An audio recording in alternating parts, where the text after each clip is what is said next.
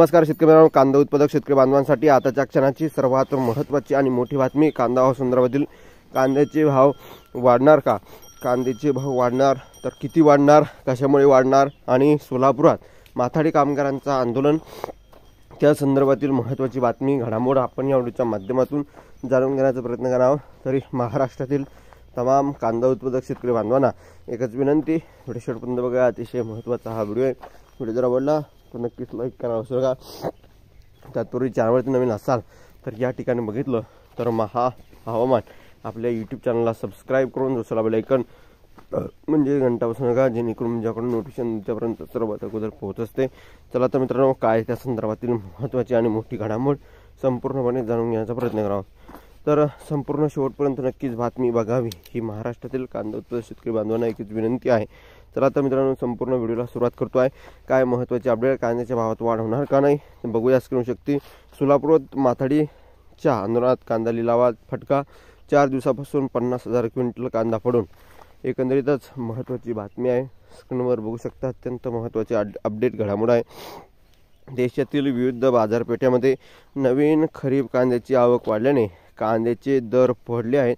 कांद्याच्या दरात क्विंटल मागे 2,000 रुपयापर्यंतची या ठिकाणी दरात घसरण झाली आहे। त्यामुळे कांदा उत्पादक शेतकरी चिंतेत असताना सोलापूर कृषी उत्पन्न बाजार समितीमध्ये माथाडी कामगारांचे आंदोलन सुरूच आहे। एकंदरीतच कशामुळे सुरू झालेले आहे, काय त्या संदर्भातील परिस्थिती अपडेट बघू शकता। चौथ्या दिवशी आंदोलन सुरूच राहिल्याने ते 4 दिवसापासून 50,000 क्विंटल कांदा पडून आहे। त्यामुळे कांदा सडण्याची या ठिकाणी भीती एकंदरीतच या ठिकाणी बघितलं कांदा उत्पादक शेतकऱ्यांनी व्यक्त करत आहे। माथाडी कामगार चे कामबंद आंदोलन, केंद्रीय गृहमंत्री अमित शहा यांनी डॉक्टर बाबासाहेब आंबेडकरांविषयी केलेल्या कथित आक्षेपार्ह विधानाच्या विरोधात देशभरात संताप व्यक्त होत आहे। राज्यातही अनेक ठिकाणी आंदोलन आणि निदर्शने करण्यात आली आहे। तर सोलापूर कृषी उत्पन्न बाजार समितीमध्ये माथाडी कामगारांनी कामबंद आंदोलन पुकारले आहे। या आंदोलनाचा आजचा 4था दिवस असून येथे लिलाव बंद आहे। एकंदरीत शेतकरी मित्रांनो, बाजार समित्या बंद असल्यामुळे कांद्याचा लिलाव होणार नाही। तर उद्या 23 तारखेला सुद्धा कांदा लिलाव होण्याची शक्यता या ठिकाणी आहे। एकंदरीत शेतकरी मित्रांनो, कांदा लिलाव म्हणजे आज रोजी कांदा लिलाव होण्याची शक्यता आहे। त्यामुळे अनेक कांदा उत्पादक बाजार समित्यांमध्येच थांबून आहेत। तर येथे शेतकऱ्यांनी विक्रीसाठी आणलेला सुमारे 50,000 क्विंटल कांदा लिलाव बंद असल्यामुळे पडून आहे। एकंदरीतच या ठिकाणी गुरुवारी 19 तारखेला बाजार समितीत केंद्रीय गृहमंत्री अमित शहा यांच्या विधानाच्या विरोधात माथाडी कामगारांनी अचानकपणे कामबंद आंदोलन सुरू केले होते। यामुळे शेतकऱ्यांनी आणलेला कांदा बाजार समितीमध्ये उतरून घेतला नाही, तो वाहनामध्ये तसाच पडून होता। दुसऱ्या दिवशीही शुक्रवारी माथाडी कामगारांनी त्याचे आंदोलन सुरूच ठेवले आणि पण कांदा उतरून घेतला। शनिवारीही कांदा आवक होत राहिली, मात्र तिसऱ्या दिवशी कांदा लिलाव झालाच नाही। तर रविवारी कृषी उत्पन्न बाजार समितीला साप्ताहिक सुट्टी असल्यामुळे सलग 4थ्या दिवशीही कांदा लिलाव बंद आहे। त्यामुळे 50,000 क्विंटल कांदा तसाच पडून आहे, एकंदरीतच पडून राहिला आहे। त्यामुळे या ठिकाणी कांद्याचे दर आणखी कोसळण्याची भीती व्यक्त केली जात असून याचा फटका शेतकऱ्यांना बसण्याची शक्यता आहे।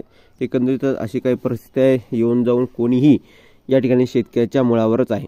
व्यापारी असो किंवा या ठिकाणी कामगार असो किंवा एकंदरीत या ठिकाणी सर्वसामान्य असो, येऊन जाऊन शेतकऱ्यांच्या मुळावरच या ठिकाणी प्रश्न संतप्त करताय। आता केंद्रीय मंत्र्यांनी या ठिकाणी आक्षेपार्ह या ठिकाणी वक्तव्य केलं, तर शेतकऱ्यांचा काय दोष त्याच्यामध्ये? तुम्ही केंद्रीय मंत्रीच्या घरी जा, परंतु शेतकऱ्यांच्या मुळावर शेतकऱ्यांचा कांदा घ्यायचा नाही। आणले मोठा कांदा झाला की व्यापारी या ठिकाणी शेतकऱ्यांचे मुंडके कापायला तयार सुरू, म्हणजे कवडीमोल भावाने कांदा खरेदी करायला।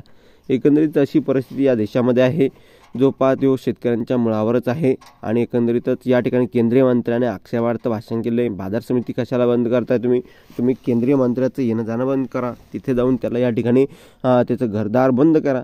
शेतकऱ्यांच्या मुळावर का तुम्ही ओरड करताय? खऱ्या अर्थानं शेतकऱ्यांच्या मुळावर तुम्ही ओरड करून त्यांना काहीही फरक पडत नाही, परंतु शेतकऱ्यांचं किती कोट्यावधीचं नुकसान झालं यावर जिम्मेदार तुम्ही स्वतः व्यापारी व या ठिकाणी तुम्ही जे की माथाडी कामगार आहे त्यांच्या मुळावर आहे।